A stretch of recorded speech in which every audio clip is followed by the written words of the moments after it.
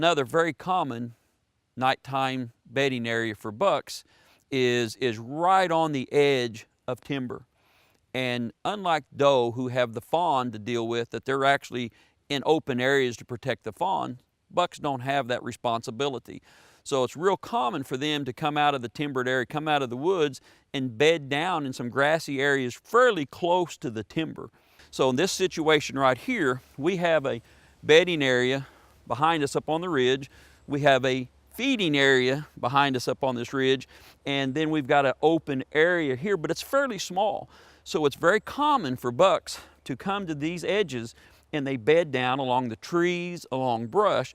So when you see something like this, understand that this is a spot that you need to consider as a possible nighttime bedding area for your bucks. And you can look in depth as you scout around, and you can see where they've bedded down close to these edges. And if you'll see that their bedding location is a little bit larger, or if you look at fecal within 100 yards or so, you're going to be able to determine in some cases whether it's a mature deer. It's mainly large droppings in the area without small fawn droppings. Tells you that's probably an area that bucks are bedding. And so put that down in your mind or on your paper, saying that this is an area that bucks tend to bed down in certain wind directions.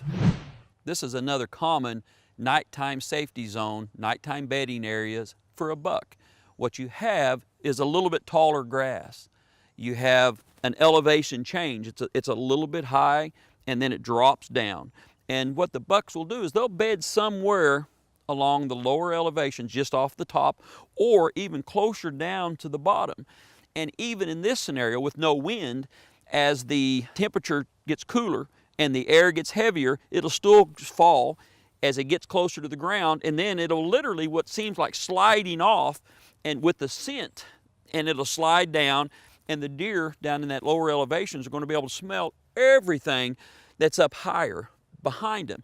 And from right here, they can see any danger coming from beneath them. So this is a real common, typical nighttime safety zone for a buck. Another common nighttime safety zone or bedding area for bucks is the densest vegetation on the property that you're hunting. It is very common for bucks through the summer and early fall to live in and stay in the densest vegetation on the property. So what you're looking for are droppings. And areas that have mainly bucks, you're going to see droppings that are pretty good size, but there's not a lot of fawn droppings in there with them. So it's mainly just the size of the droppings and the age of the droppings. If there are multiple ages of droppings, different drying times, and sizes are all pretty consistent, more than likely you're in an area that's inhabited by bucks and not does with fawns.